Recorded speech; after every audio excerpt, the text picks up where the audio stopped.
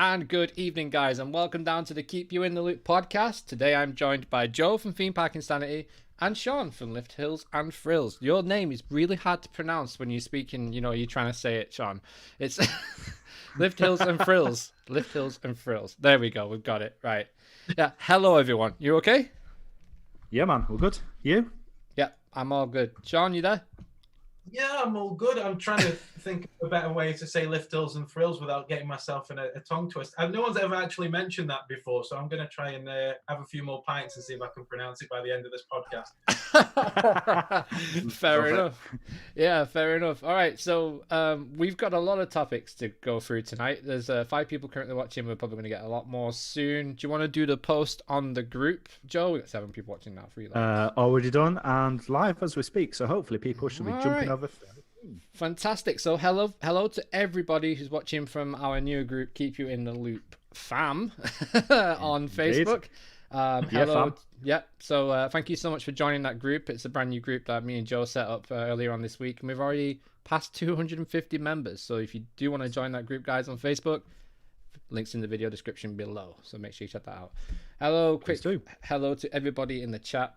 Hello, Theme Park family. Hello, Danny. Hello, Ben. Hello, Thrill Seeks. Hello, Aaron. Hello, Theme Park LB. Ben Behemoth, as usual. The casuals there.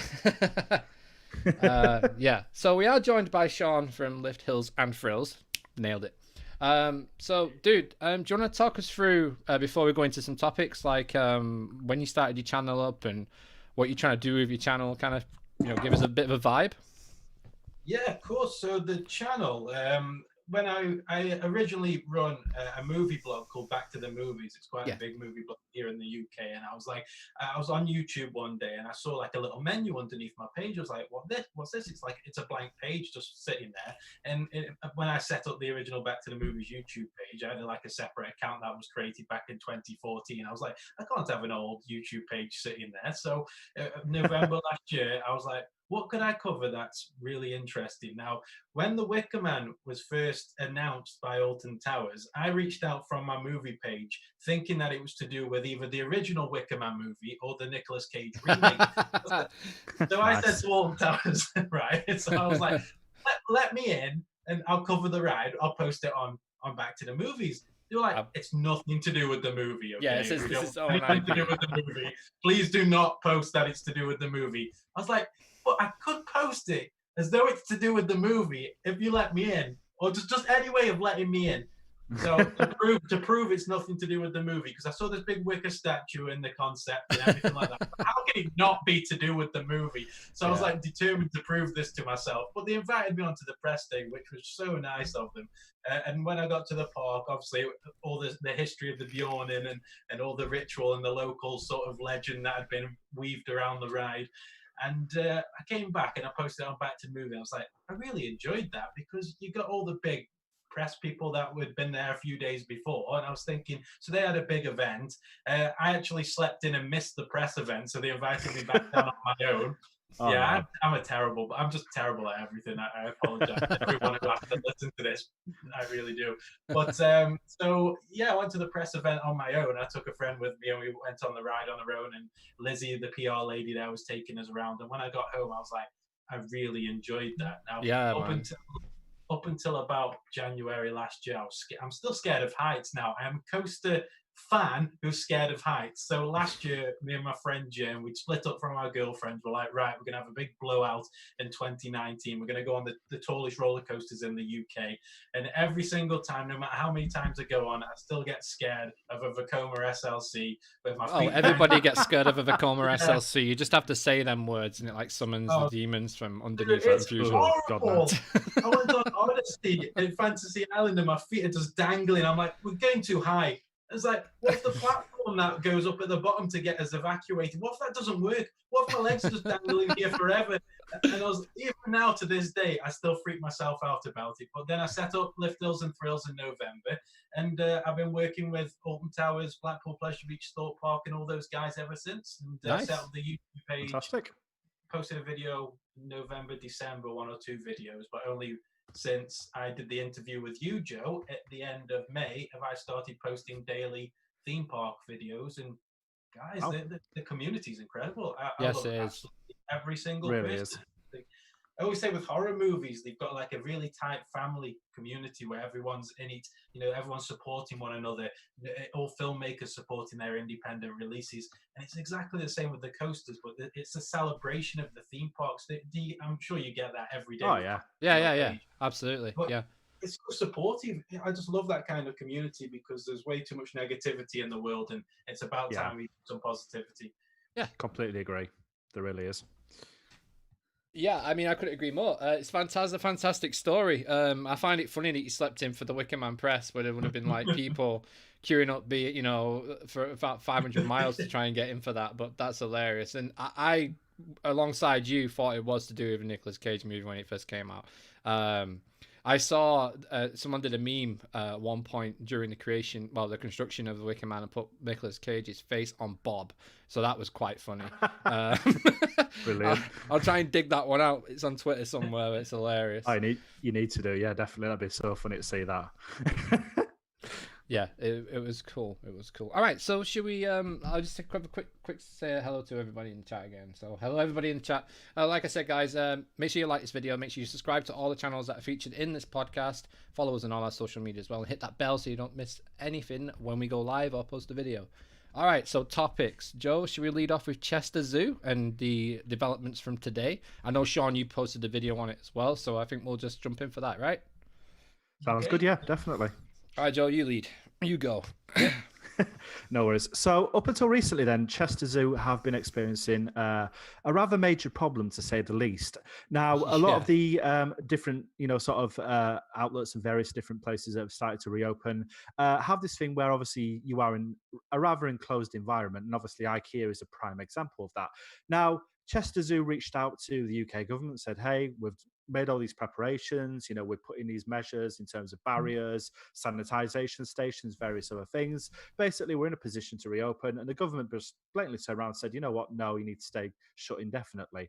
By doing that, they are endangering the future of not only that zoo, but other zoos here in the UK as well, which is a major problem because they are obviously, mainly sort of attractions that look after animal welfare. And, at the end of the day, we need to support these as much as possible. So there's been a lot of controversy surrounding that. Now, after establishing a petition, which we have shared on both CoasterGen and also on Theme Park Insanity as well. Actually on the thumbnail for this podcast as well. So the link is in the description if you want to sign it, guys. 100%, yeah, and please do. That's all right. No, please do, because obviously, the more signatures that they get, the better. If they get 100,000, they have to physically discuss it in Parliament. But at the end of the day, we've had news later today that apparently now they are actually, being given the go-ahead by Chester Council to reopen, and it is pending government approval. That is very, very positive. It shows that things are moving back in the direction that they should be, and obviously, it kind of sort of hopefully secures the futures of these attractions as well. But for me personally, that decision by the government themselves, it makes no sense whatsoever. They're allowing people back into shops, back into retail outlets, back into other environments where you're in an enclosed space with people, where social distancing is a must. You're letting people do that, but you're not letting people go back to a 400-acre open outdoor site where they have sanitation. I'm pretty sure, Joe, the car park at Chester Zoo is bigger than Fort Park. I mean, don't quote me on that, but I think it's massive. Trust me, I've been hundreds of times over the years because I've got friends in Upton just outside Chester. Yeah, it's huge.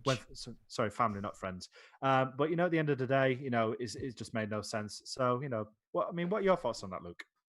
My thoughts on that, I'm glad that they've decided to grant them permission and give them the green light once the government say they can. The councils have backed them up now, so that obviously says there's pressure from the council side of things, from the MPs of the constituency.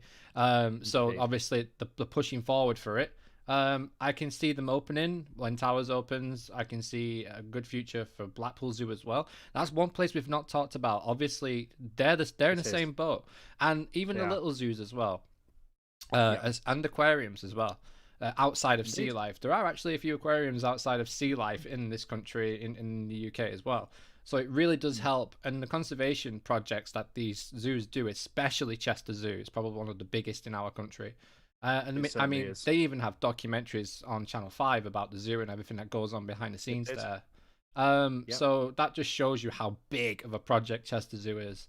And it's massive for them to be struggling, but to raise so much money as they did in like two or 3 days, like £800,000, like was raised. Crazy. That just shows you the demand for Chester Zoo, and to keep it going, everyone is passionate about it, and I think hopefully they will open. It's somewhere that I went as a kid. It's somewhere that I still love to go. It's probably my favorite zoo to go to. It really is. The same.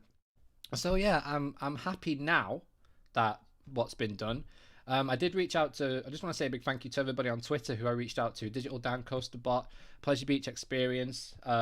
Forgive me if I don't mention you, but you all retweeted the petition, and it really did help. I was watching the petition signatures live, and as soon as you guys shared, it went up by at least 5,000, maybe even 4,000 to 5,000. Sorry, as I was watching it.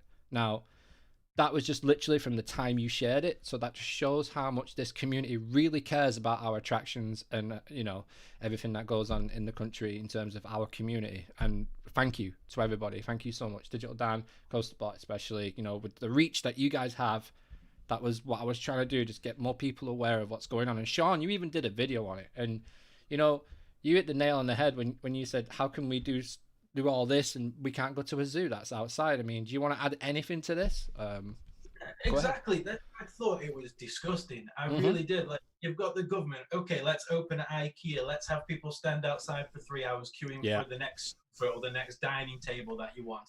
But yet you've got takeaways and McDonald's that are opening where staff are literally on each other's shoulders cooking meals for people going for a drive-through.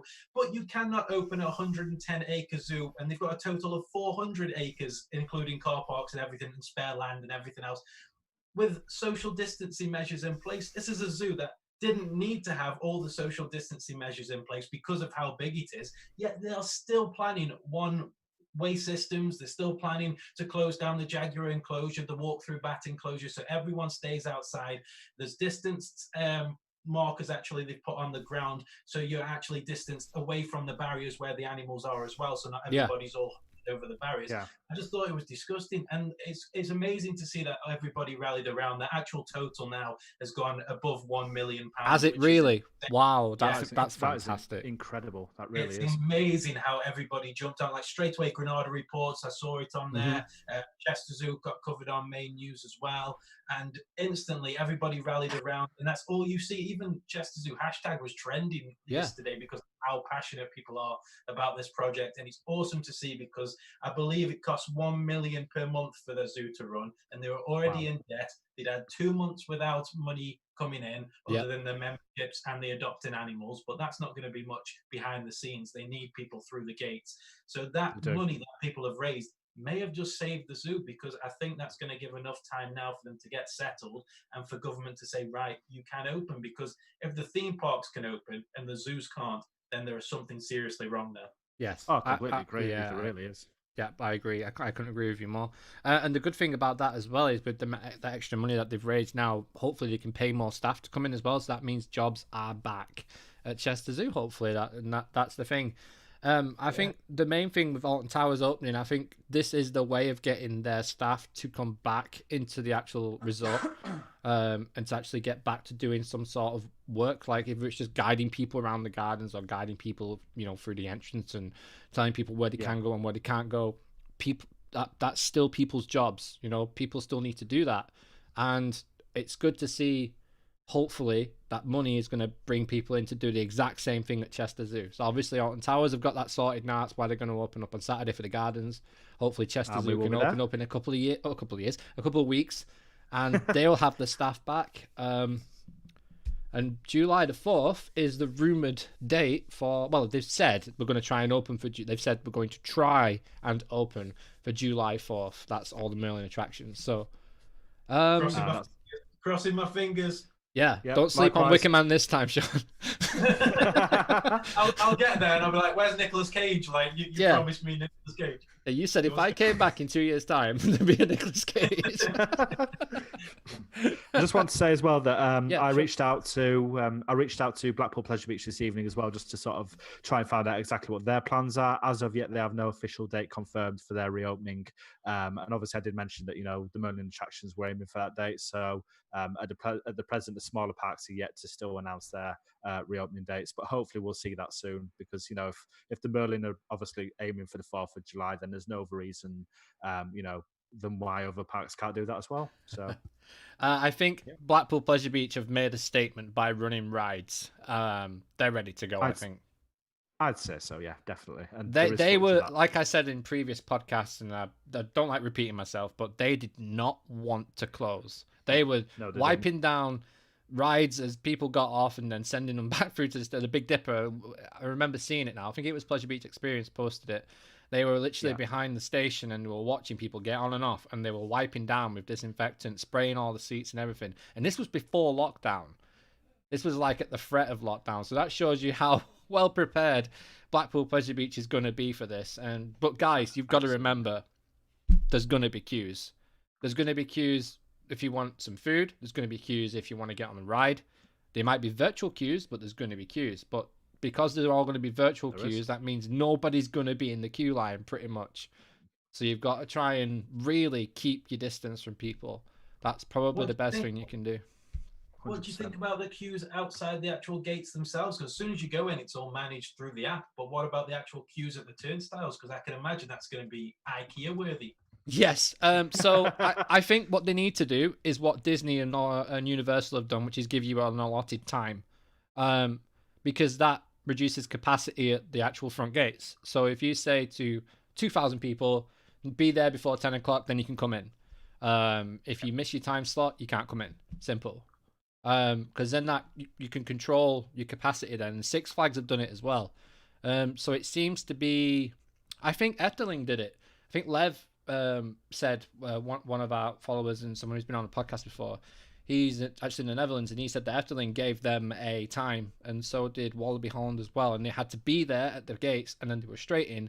They said they didn't queue for more than 2 minutes for any of the rides, even Untamed, and it was straight in. Same for Byron as well, straight on, because you got a virtual queue. Incredible. Yeah. So, yeah, at the front of the gates, I think they're going to have to do time slots, which means you're probably not going to be able to get, if you're not quick enough on the website when it opens, you're not going to get to the theme park for at least 2 weeks from when you want it to go. So, yeah. I mean, you're going to have to be quick. This is going to be like who's a really famous band? I don't know. AC/DC playing Manchester is sell out like that. So it's like sell out in 2 seconds. Yeah, it's one of them, and I hope they don't give priority to O2 customers. No offense if you're an O2 customer. No, I've got to agree. But yeah. What's that? Yeah, sure. So I'm just looking now. So what about Flamingo Land? Oh, so was Flamingo Land? Just looking at the chat there. So Sean, is there anything you want to talk about, pal? You can think of? Well, what I can think of, I just wanted to get your thoughts about the gardens opening, and the main thing that I've been thinking about lately, and I was discussing this with a few other roller coaster channels as well, is do you think that the gardens is like a precursor to a potential Alton Towers Scarefest event? That's what I wanted to know, because the main thing they were advertising all year was this garden transformation. Suddenly the gardens are the first thing to open. Yes, it's for revenue, but could there be an ulterior motive? Excellent point. Well, the renovation from the gardens, from all the structures in the gardens, has been going on for years, and I know that they've changed a few contracts for the maintenance over the years as well. But I think the gardens was just basically getting an overhaul. But we've mentioned before, Joe, that scare zones would be perfect for the gardens. It would be absolutely perfect. It really would. Can you imagine that place lit up with just like pure, just mist everywhere, like Gloomy Wood, but on steroids, you know? The thing is that social distancing comes into play there, though, as well, because if you are in a very small group or you're on your own, spaced away from people, those scares are going to be amplified because you're dealing with it with either people you know or a very small group. So obviously, when you go through mazes, obviously the mazes aren't going to be open because they're indoor spaces. Maybe a maze like the Welcoming could be a possibility because it was outdoors, but hopefully better because I hated that maze.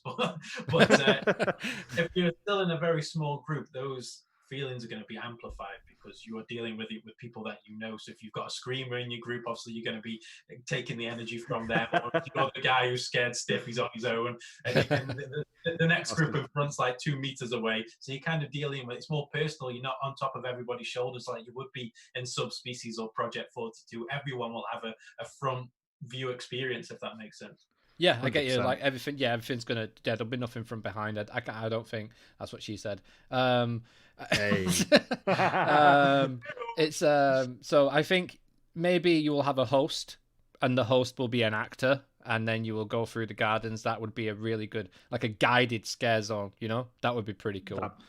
That'd be really cool. And it's like you said, you know, the amount of space they got down there, and if they just missed the whole place out, but like, you know, low lighting and the sort of scares that you could get into that setting would be incredible. They really would. It'd be something completely different for them, and it would really create an impact too. So, you know, there's so much potential there. Could it possibly be one of the biggest scare zones in the world if that was to happen? Oh, I'd say so. Yeah, especially if they mark it out correctly as well. Then you know there is so much space they can use. There really is. Now, I know they're saying that social distancing is you're able to do it in the gardens, but one thing that I am a little concerned about is the pinch points in the gardens because a lot of the tracks are quite narrow once you get from the bottom. I'm wondering what paths will be open and what will be closed. Will you be able to walk around certain areas of the park, or will you literally just be able to go down through Tower Street and then over the lake and then into the gardens, and you can't go towards Dark Forest and you can't go towards Wicker Man, that kind of thing? Or is it going to be literally this is a route, you have to follow it? Here are some social distancing markers you can stay in if you want to stay in the gardens, and then they'll lead you out. I'd say that probably this weekend is going to be a really good way for them to actually test as to whether the measures they're actually putting in place are going to work in the long run as well. And potentially this could be one of the reasons they've chosen to open up the gardens as they have, so that they can test how crowds are going to move through the resort as and when the park itself reopens, because you know it's going to give them a really good idea of how the crowds will move about. So you know I've always kind of thought that might be the case, but I mean that's just my thought. So yeah, and I don't know. There are too many. I mean, I've walked through the gardens numerous times from every direction, and you always find a new path, which is what is pretty awesome about Alton Towers. You can go for a really cool day of amazing, world-class rides. And you can also go for a really nice walk as well, halfway through it, eating your chicken as you walk across the gardens. It's fantastic. That's why I love Alton Towers so much. It's great. But nice.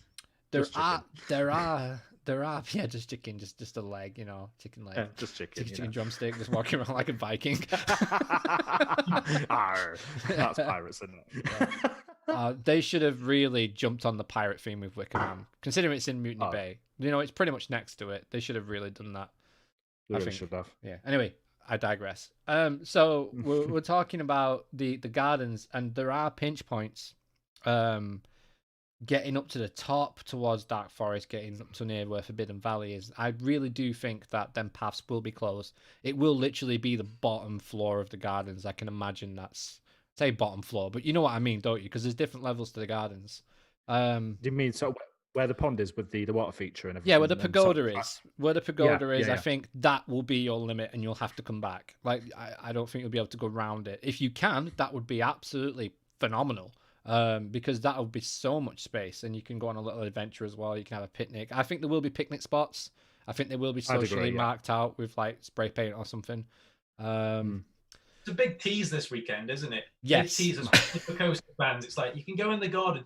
What coaster fan is going to stay in that garden? You're going to be sneaking off. I'm going to look at the smile. I don't even care if it's not on. I just want to see the track. I'm taking my 300mm lens so I can get a picture of the track of the Smiler. I was watching a video yesterday of a Nikon camera, and it had a 3-mile zoom on it. Wow. I was like, I don't even need to look at the house to look at Alton Towers. I can just like wind down a window and just see what's going on. See Oblivion poking from the trees. It's like, oh. Yeah. Maybe we could do is sending one of them up to Flamingo Land so we can actually find out what's going on up there, because they've been really quiet as well. They have a zoo.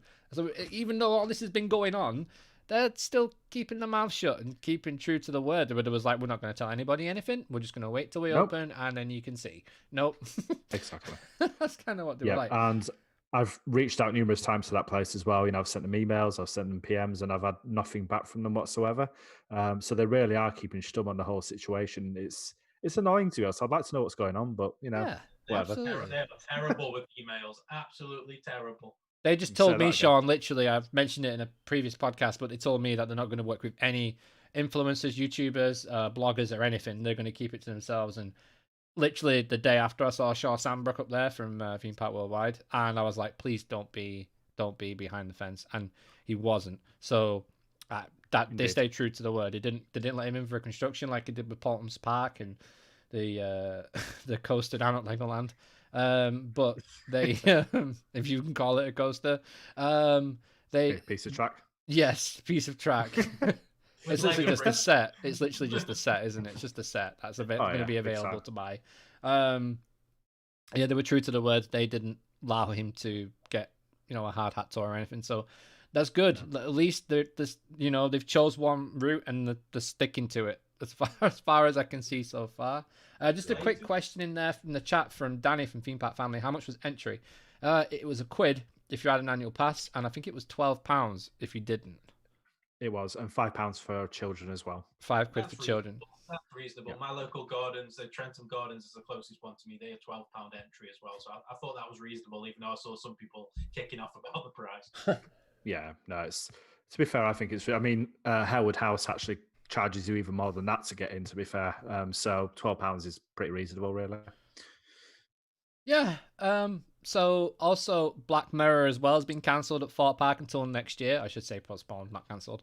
Postponed until next year. As a fan of horror and all things movies, Sean, were you looking forward to that maze to see what it was going to be about? I really was, because they had this kind of futuristic marketing where they were like, we're going to employ all these latest futuristic things to make this Black Mirror maze like a one-of-a-kind experience. I was like, why is it one-of-a-kind? Like, what are they implementing that's going to be so different?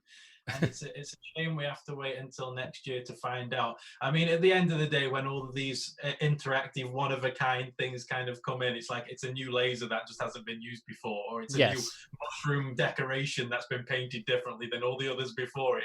It's never the big standout thing, but they still hook me in every single time. And I love the Black Mirror TV series. I think it was a revolutionary series. I mean, there's so much social commentary going on there with so many political undertones and stuff like that. And it'd be cool to just walk through it. And if they could take inspiration from certain episodes throughout the series, that would be incredible. Like, think of your favorite Black Mirror episodes and try and implement them into a theme park experience. And that would be pretty cool. Apart from being married to like a cyborg, I wouldn't like that one.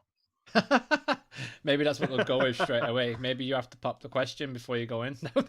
you meet your virtual robot at the door. You will learn robot etiquette in relationships. Yes. So that's Black Mirror.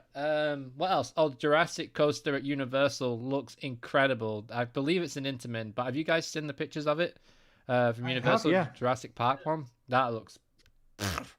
That thing looks amazing. I can't wait. I hopefully am going out to Florida next year. And oh man, Now, Coaster Noob over here. Is it Jurassic Park or Jurassic World?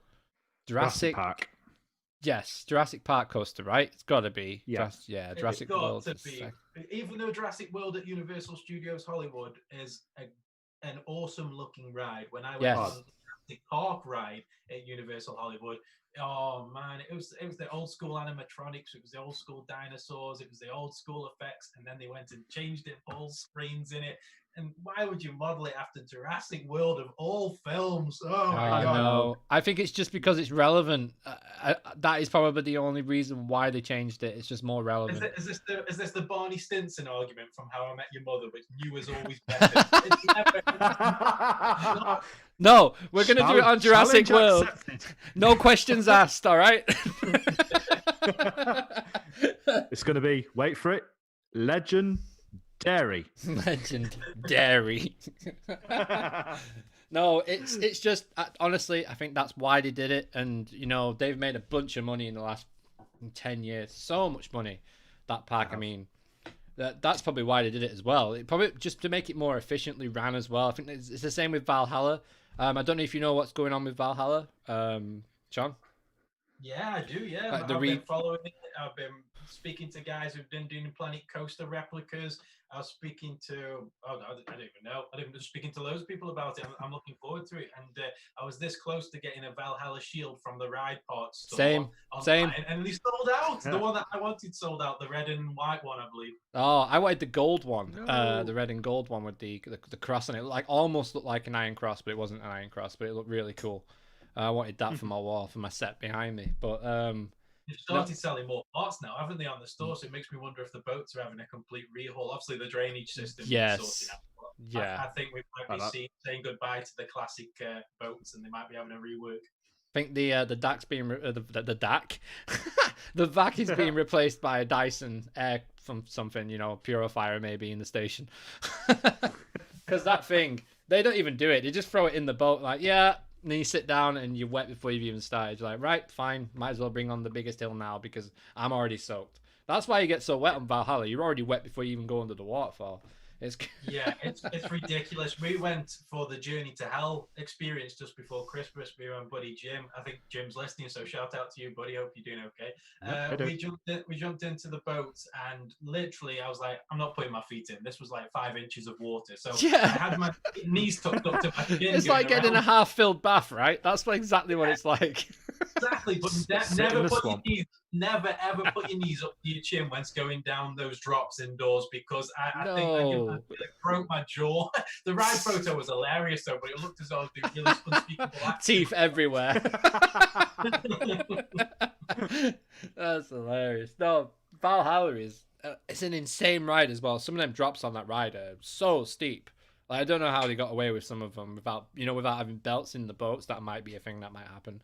Yeah, it's like we'll get away with it if they just tell everybody to keep their head back. But what about the rest of my body? Where do I put my head? Yeah, not in between your legs though.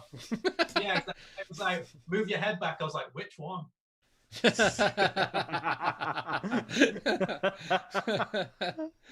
Yeah. No. Yeah.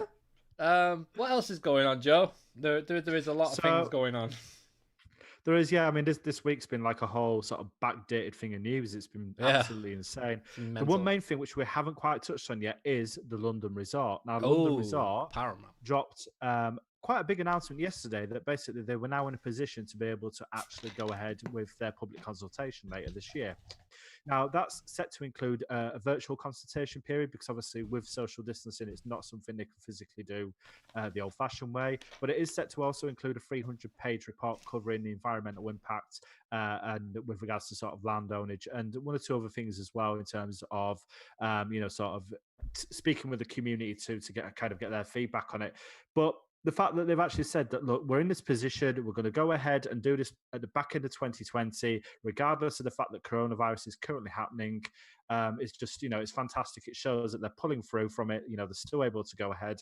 And I have to say, I'm feeling very positive at this point that potentially this could almost happen. It's not 100% certain by any stretch of the imagination, but it is looking very, very positive. If you look at some of the concept art designs as well and what they actually have planned for this resort, it looks incredible. It really does. It's like Disneyland. So, well, that's exactly what I was going to say. Yeah, it's a Disney. I was watching the Imagineering story on Disney+. Oh, dude, we could do a full podcast about that one day if you want. It's such a freaking good series. I mentioned it in my Planet Coaster video the other day. In part 7 in my time lapse, I was like, I watched that, and yep, I wanted to build a Disney park. That is literally what happened. I think the London Resort have been watching it as well, because obviously just before the main release, they've said that the London Resort have said there's going to be a starport. Now, doesn't that sound like Space Mountain? There's going to be a jungle. Doesn't that sound like the Disney Jungle Cruise that they have all the time? Yeah, Animal Kingdom. The Isles, they've got the Kingdom, they've got the Woods, and they've got the Studio, and they've got the High Street. The High Street, doesn't that sound like a certain Disney thing with a big old castle? I think it's going to be Universal. Big-ass castle. Yeah, I think it's going to be Universal and Disney in one package. I think that's what they're going to go for, basically. 100%. Well, I love it. The fact that even something that can replicate Disneyland is in the UK, I'm not knocking it in the slightest. Even if it steals absolutely everything from Disneyland, it's fine for me because it's only 2 hours and train away. It saves me jumping on a plane and going over to Paris or Florida. Exactly, yeah. Far more accessible. It really will be. I mean, I've not been to Paris yet, and obviously I'm supposed to be going to Florida next year. I really wanted to get out to Paris this year and go to Disneyland Paris. But when I watched the documentary, it made me want to go even more because they put so much more effort into the construction of Disneyland Paris, like the extra details to really show the culture of France. You know, like they had real makers of real textiles and that kind of stuff put into the buildings, where in America it was all artificial stuff. Well, not all artificial stuff, but it wasn't from the country. In Disneyland Paris, they really did plow in some details. Did I read that right in the documentary, or have I made that up? I'm pretty sure that's what they said. They did it for was it Shanghai Disney as well? Yes. They basically took everything. So say, for example, the Pirates of the Caribbean ride that maybe it wasn't appropriate for Chinese culture and completely twisted it and made it more relevant to the culture that they live in over there. And everything was like meticulously done to like suit the culture, the Chinese culture, to make sure it wasn't insensitive, and everything was like beautifully themed around, with the Chinese lanterns, and they even changed some of the main characters to suit the culture. I love how Disney do it, and like I said, Imagineering story, they put so much effort. You just have to look at rides like even like the bobsleigh. You've got a ride there that's how many years old now? The Matterhorn. Yeah. There's a splashdown. And the guy, forgive me, guys, forgive me, Disney fans, I've forgotten his name, the engineer of that ride. Walt said, "Can you do this?" And he was like, "I do. I only design buildings." And he was like, "Well, you're doing a roller coaster." That's how Walt Disney worked. Wow. And he was like, "I don't know what I'm doing." And then he came up with this Matterhorn that's still going to this day. Was that Bob? Incredible. Oh, what's his name? I've got it. It's on the tip of my tongue. Yes. Bob Burr. Bob Burr or Rob Burr. I think so. Yes, he was from the original in California. Yeah, I think he did the Haunted Mansion as well. I think I'm not 100%. Well, even like I said, we could go on about that series in a full on podcast series because it's just incredible. I mean, even doing Disney Plus. Get a trial and just watch it. It's 6 episodes, mate. It's phenomenal. Yeah. The amount of stuff you find out about it is just so good. He was the owner of Aerodynamics. Yeah. Oh, okay. Fair enough, Ben. Thanks for that. Ben in with the facts again on the chat. Ben's awesome for facts and that kind of stuff in the chat. He's awesome. Nice one. All right, so speaking of the chat, should we turn to the chat and see if we've got any questions or anything that's going on topic-wise? I think we should, yep. I'll have a look. Theme Park LB, I just want to say, dude, you've got some awesome Planet Coaster stuff. I'm really enjoying your channel at the moment. I'm looking forward to seeing if we can do this reshade that you messaged me on Twitter about. So thank you so much about that. Raymond, I think Halloween could be cancelled at parks, unfortunately. Sean, do you want to touch on that? Because you did a little video on scare mazes and how they could work. Yeah, I mean... Hi Raymond, if you're out there, buddy. Yeah, it's going to be a strange one. I think it'll be introduced, but not in the way that we are or have been used to. Like I said previously about the indoor attractions, for Alton Towers, for example, your indoor mazes, your subspecies, your Project 42, your Altonville mine tours, they're not going to happen. They're too close. The actors are too up in your face. It's going to be chaos. There's no way of enforcing social distance unless everybody inside the mazes are dressed up like a surgeon or a PPE monster. It's just not going to work. PPE monster. But if you are, I'm sure we could make it work. We'll give the most feared of monsters. He never turns up on time, and it's always the wrong stuff. Yeah, the PPE monster. But yeah, it can be done. I think what I said on my page the other day, I mean, there's some parks I've been to in America that have utilized perspex tunnels, and with the right lighting package and with actors spaced out, even actors behind the perspex tunnel could actually make an immersive experience, because those tunnels could get more narrow as you're walking down them, and it gets more claustrophobic for not only the public, but the creatures feel as though they're coming closer to you, and you've got that social distancing. I mean, it's not going to be as good or, you know, as immersive, but you've got something like walk through areas that are a bit more themed. And Blackpool Pleasure Beach last year put a few statues up here, there, and everywhere. It wasn't too well themed. The Journey to Hell experience for me wasn't as well themed as it could have been, but it was spaced out throughout the whole breadth of the park. They took up the entire space of the park. You can utilize that space for social distancing. So we had a meeting in the main square of Blackpool Pleasure Beach where the Wild Mouse would have been. Yeah. Oh, and we had like a guy on stage that was socially distanced. We were miles away. The next minute, some guy drove in a Mad Max buggy and was chasing us up towards where the Big Dipper is. So instantly, you know, we were in small groups, but that could be socially distanced. You could have a group that goes up one way, you could have a group that goes up another way. It could be done, because we were only in small groups of, I believe, 20 people. So already, if you're spaced out enough, that could be implemented. But the mazes themselves, I can't see the indoor mazes happening, but I can definitely see some sort of outdoor experiences. And I believe Scare Tour posted something in regards to some of the Halloween attractions that are still going ahead with planned Halloween scare events. So there will be some open, but in what capacity remains to be seen. Brilliant. I actually reached out to Yorkshire Scaregrounds as well, because I did make that visit last year. And as far as they're aware, they are still planning to go ahead at this stage as well. They did say that they would actually let me know further, sort of nearer the time, exactly what the plans are in terms of what they're going to do. But as far as they're aware, they are still going ahead too. So that's that's really positive. It's good. Yeah, it's good, and it's a good way they could do it. I mean, I wonder if Scare, like, they're going to revolutionize the technology in scare mazes and scare zones, like they have done at Disney with their animatronics and projection mapping.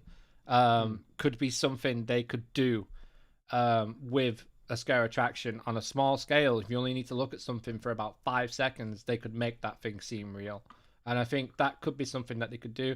I don't want to say that scare actors are going to be a thing of the past. All I'm going to say is they should add in things to make the experience more fulfilling. And with everything that's going on, they could definitely do that and make it more scary. But also, you could with Merlin especially, we have this new technology. Come and see it, in our scare mazes, and they really push that. I think that could work. Seeing what Disney are doing with projection mapping, it could definitely work. Even the dungeons at Alton Towers have got some great projection mapping indoors. They really have. Yeah, yeah, the Smiler doesn't. We won't talk about them. Mr. Epson in the corner over there. I love that. I don't want to go on about that, but every time I walk into that queue line, the indoor queue line for the for the Smiler, I'm looking over at the sides, looking at projections, going, okay, wait, which one's going to be out? Okay, it's that one. Yep, there's Epson. It's just flickering like a screensaver in Windows 95, just flopping around. It's brilliant. I love that. Smiler projection bingo. Yes.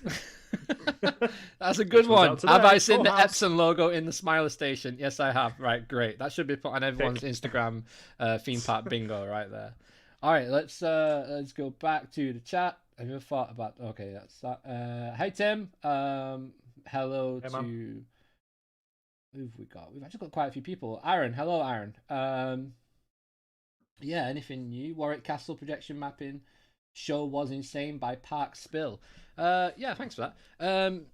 Yeah, I've never been to Warwick. Have you guys been Warwick Castle? I've not actually been yet. I've not been. No, I've not been. I went when I was very little, and I brought a little plastic bow and arrow and was chasing people around it on a school tour. That's all I remember. That's all I remember.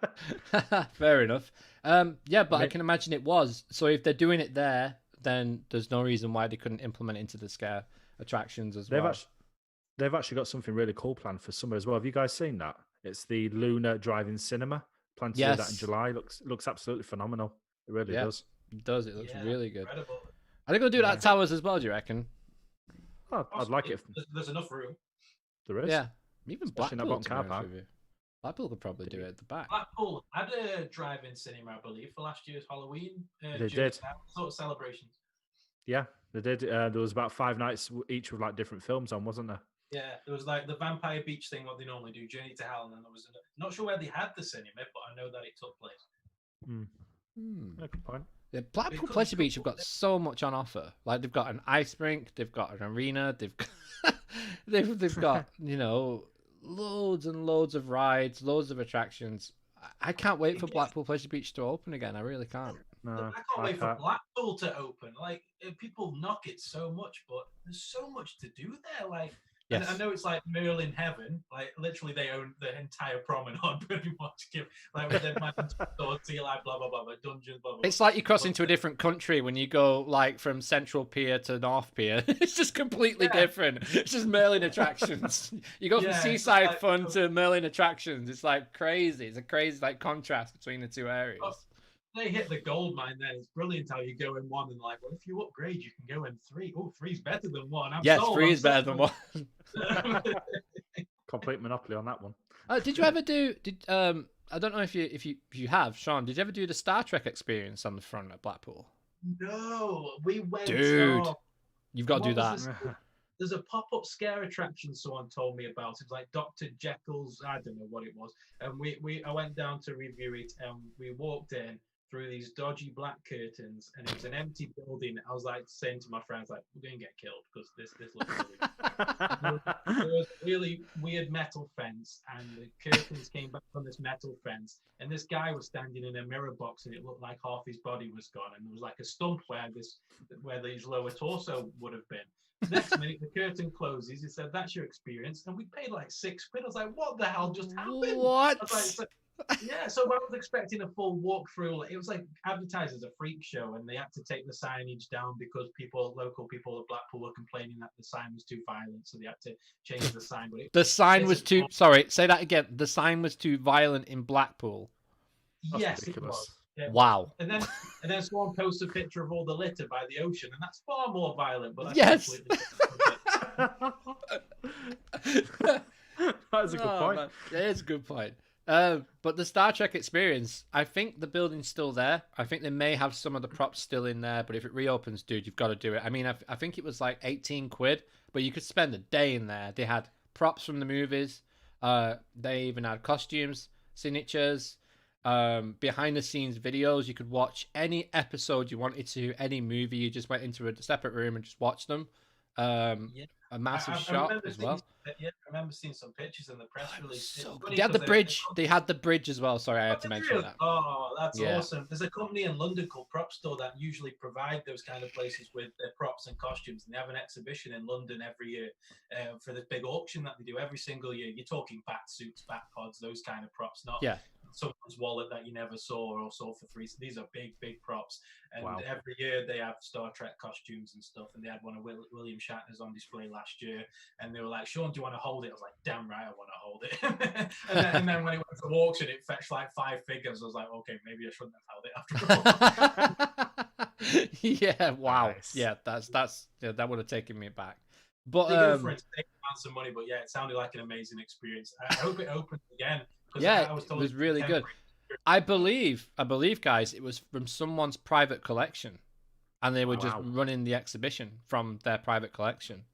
That's incredible. And all the money that went into it went back into the collection, so they just bought more stuff for the experience. And I think you can tell because every lamppost where the lights would be, all that was for Star Trek, all the way down to Blackpool. So good. I'm so happy I went in because, like, even the rooms you walked in were like themed to different ships. So you had like the Enterprise from Next Gen from the first one, and then you walk through the Energizer room, then you'd be in like a Klingon vessel, you know, or Warbird, or you know, and it was crazy. It was like what you'd see in the movies and in the TV program. I'm really struggling to speak today, guys. I'm really sorry. I had that problem this morning. Yeah. And it was so cool. It was like you was walking down. All you'd expect is like a camera going off, and then like red alert just going off in the background. And it really felt like you was in one of the scenes where they're just walking through the Enterprise. It really felt like that. And then you look to the left, you'd have all like the lasers and the blasters and everything. Then you have all the medical equipment that they use, Dr. Crusher's stuff. Oh, it was incredible. Honestly, it was so good. I missed that. It was so good. I would have appreciated it more if I'd watched Picard before it, but obviously it wasn't released before I went in there. But I definitely would have appreciated it more because Picard on Amazon is just incredible. Don't know if you've seen that. Have you watched that yet, Joe? I've been telling you about that now for months. I certainly have, and it's absolutely cracking. Loved every minute. You watched it all, yeah. Watching it. Near enough, yeah. I've got like I think an episode or 2 episodes or something left, but yeah, I'm so good. So good. I watched the first couple of episodes. I loved how in the first episode he's so depressed, and then yes, 5 minutes later he sees a spaceship. Like, it's like straight back into it. Like you must get me a spaceship, Starfleet. You must get me a spaceship. Exactly. I didn't get the transition. It was so quick. It was like yeah. Okay, Picard sees spaceship make Picard happy. Picard goes on mission. Picard's happy again. Yeah. But it was like the more you watch it though, Sean, the amount of people are just like they're like low lives. They're like there's been these captains and generals and things of these big enterprises and these big starships, and they're like one of them is like just been literally just smoking pot for the last 30 years, and then he goes and sees her and just picks her up, and then she's off. She's on an adventure. Like, yeah. Everyone needs to know someone like Captain Picard. I think that's the message that series is giving off. It's incredible. Pastel del Terra was my first ever scare maze from Aaron J. Gilmore. Yes, good scare maze. Pretty solid, actually. Gets better every season. Gets better every season. Yeah, well, it's been there a while. How long has it been there for now? It's been there a while. That has been there a long time. 11 years? When I was about 14, so it's been there a lot. It's been over 14 years. It's been 14 I was going to say, it's definitely been there over 10. I know that for a fact. Well, I was guessing at 11. Should we have a Google on air and see how long it's been there for? Sounds good. Phil Six just said, Joe, will you be shooting a video this Saturday at Alton Gardens? I definitely will be, yeah. In fact, providing Luke joins us as well, we'll both be filming our own little vlogs down there. So I have to ride a motorbike there, so the weather has to be good because I've got a 60-mile ride there in and back. If it's not, it's going to be horrible. And then to walk around the gardens just drenched is not going to be nice. So are there actually places to go indoors there? Like I can't imagine anywhere to be open. I don't think there will be. I don't think there will be. Well, there's food outlets doing like takeaway stuff, I think. But apart from that, I don't think there's any way you can sit inside now. It's going to be outdoors. That's where they need to cash in on it. Someone at the gate with umbrellas. Buy your own tower's umbrella. Like it's definitely going to be them. What do you call them? Oh, what they called them? Yeah, poncho. There you go. Oh yeah. I have like a lucky guy in the end. Like, buy your poncho, man. Come on, 2 for £10, eh? Guys, are you ready for how long it's been there for? We were so wrong. I'm gonna. I said it's more than 14 years. I'm gonna say early 2000s or late 90s. 20 years. 21 years. What? That is insane. Well, that was 2019, marks the 21st year. So 22 years. But obviously it's not open this year yet. But yeah. Good God. Oh, no, it has. Wow. It opened at WoW Weekends. It was open. 22 years. It was, then. Yeah. Wow. That is insane. And they still got the beautiful Freddy boiler room as well. I love that. Yeah. Absolutely love it. Have you still got the Exorcist scene in there as well? Yes, they have. Yeah. They were doing the Journey to Hell because at the end of the Journey to Hell experience, the last maze of the day was a walk through Passage del Terra, and then the party was in the bar afterwards. And oh man, they've still got all the classics. They got the Freddy scene. They've still got the Halloween corridor where Michael pops out at the end. But they've added some other things as well. There's like a memorabilia room.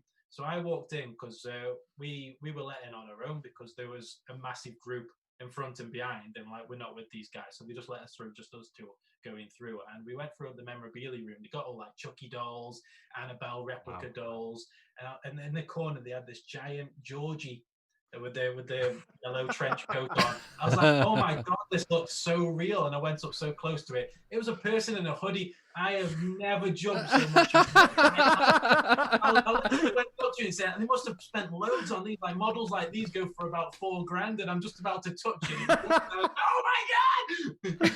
Oh, that's brilliant. Hilarious. Absolutely brilliant. Oh, it's funny. Yeah, the best thing I like about that scare maze is it's probably the only one in the world where you actually come out and you're in a bar. That's what I like about that as well. The It's so bars funny amazing as well. Because at night it's all got the ultraviolet, so everything just glows. And Yeah. playing pool Nice. with ultraviolet's like the hardest game of pool you'll ever play in your entire life. Is that which one's the right? Yeah. We'll have to give that a go. Absolutely. Challenge accepted. Yeah, we'll have to go in there, Joe, when it reopens, because we did say we were going to yeah. do it, but we were kind of more focused on trying to get an icon and We were. and everything. Yeah. So yeah. No, we'll definitely do that. Yeah. Oh, looking good. Anything else in the chat right now? Sean, if you want to plug anything, feel free. Nothing particularly I want to plug. I mean, I just want to thank everybody for coming over to Lift Hills and Thrills. And I know that people are listening now. Emma, Jim, and Parkspill especially want to give a shout out to them. They've got a channel with some of the best editing for theme park content I've ever seen. It looks like check that out. Yeah. It's honestly one of the best edited theme park channels that I've seen in a long, long time. So yeah, I want to give a shout out to those guys. But yeah, I just appreciate the support. LiftHillsandThrills.com.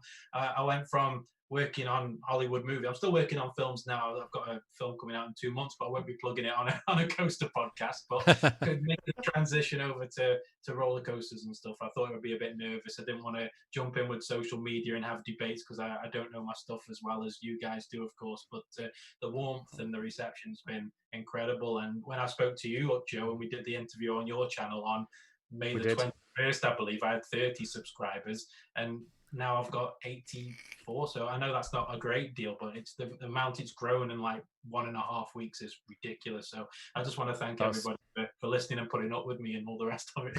That's phenomenal. So really Sean, you are running a competition though at the moment, right?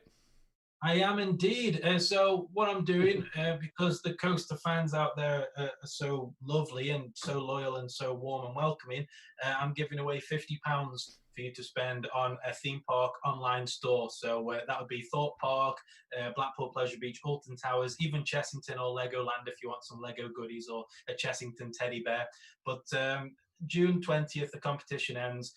Go over to Lift Hills and Thrills. So search Lift Hills and Thrills on YouTube. The video will be there. Win £50 to spend. All you need to do is like that video, comment your favorite UK roller coaster, and make sure you subscribe to the channel. And on June the 20th, I'll pick a person who will be chosen at random to be the winner, and we'll go, as they say on White Chicks, we'll go shopping. And yeah, we'll get some goodies from whatever theme park that you choose. It's on me. That's £50, including postage as well. And yeah, hopefully I can just give back to a community that's been very warm and welcoming to me over the last couple of months. Yeah. Absolutely, and that's why I reached out to you, Sean. I was like, I could see you was really making an effort pushing content out, and I was like, you know what, it'd be really cool.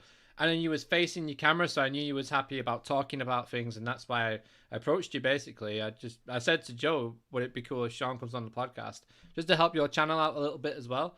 So guys, go over and subscribe. Link is in the video description below to all our channels. Do, guys. So check it out. I can't wait till they let us out the house because I've got some crazy things planned. It's not what your usual theme park vloggers and bloggers would be posting. So you'll see what I mean when it comes out. But once they let me out, you'll see exactly what's going to go down on Lift Hills and Thrills. I'm just fed up talking in front of a camera. I've got two of the most boring doors behind me. I'm like, this is the worst background in the world. So I need to get out into the outside world and have a better background than these god-awful doors that lead to Narnia or whatever.